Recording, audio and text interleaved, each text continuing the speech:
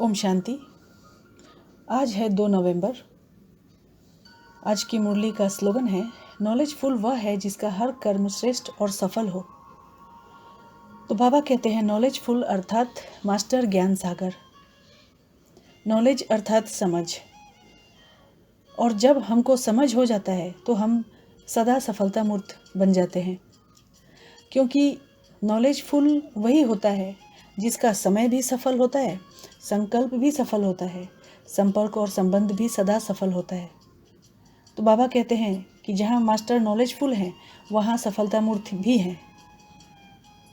तो जिनका इन सभी बातों में जो सफल करते हैं अपने को, तो उनको ही सफलता मूर्त कहा जाता है। तो बाबा कहते हैं कि अगर हमको सफलता मूर्त बनना है और अगर हमको हर प्रकार की सेवाओं में, हर प्रकार की कार्यों में सफल बनना है, तो उसके लिए हमको विशेष एक शक्ति की आवश्यकता है, और वह शक्ति है परखने की।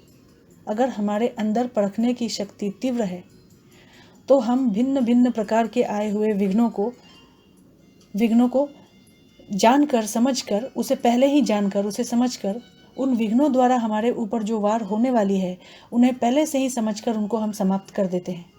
क्योंकि अगर हमारे अंदर परखने की शक्ति होगी तभी हम ऐसा कर सकेंगे। तो अगर हम नॉलेजफुल हैं तो हमारे अंदर परखने की शक्ति तो होगी ही।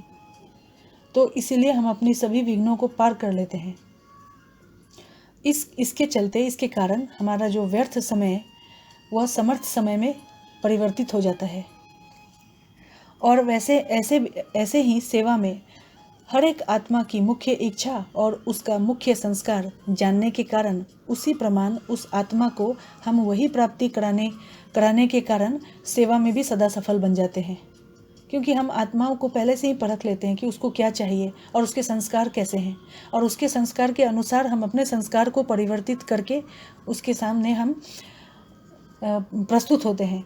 तो उसके चलते क्या होता है कि हम उसमें भी हम सदैव सफल हो जाते हैं, क्योंकि हमने उन चीज़ों को पहले ही परख लिया है। तो इसलिए बाबा कहते हैं उसके बाद संबंध संपर्क। अगर हमारे संबंध दूसरों के संबंध में आने से उसमें भी हर एक आत्मा के संस्कार तथा स्वभाव भिन्न भिन्न होते हैं, तो उनके स्वभाव तथा संस्कार को हम जानते हुए उसी प्रमाण उनको हम सदैव संतुष्ट रखते हैं। जैसे हमको पता है कि कोई आत्मा, जैसे हमको पता है कि वो बहुत क्रोधी है, उसको छोटी छोटी बातों में क्रोध आ जाता है, तो हम उसके क्रोध करने के संस्कार को समझते हुए हम उसके सामने उसी हिसाब से अपने को परिवर्तन करके चलते हैं। तो उसी प्रमाण हम जो जैसी भी स्वभाव संस्कार वाली आत्मा है, उन आत्माओं को हम उसी के प्रमाण उसे सदा संतुष्ट करते हैं, क्योंकि हमारे अंदर परखने की विशेष शक्ति है, जिसके कारण हम उसको परख लेते हैं, पहचान लेते हैं। और बाबा कहते हैं समय की गति, किस समय कैसा भी वातावरण व वायुमंडल है तो और क्या होना चाहिए, उसमें हमको परखने की शक्ति होनी चाहिए। क्योंकि परखने की शक्ति होने के कारण समय प्रमाण ही हम स्वयं को और अन्य आत्माओं को भी तीव्र गति में ले जा सकेंगे, और जैसा समय वैसा स्वरूप धारण करने का उमंग और उत्साह भी भर सकेंगे, तथा समय प्रमाण नॉलेजफुल और लवफुल बन सबको आगे बढ़ा सकेंगे।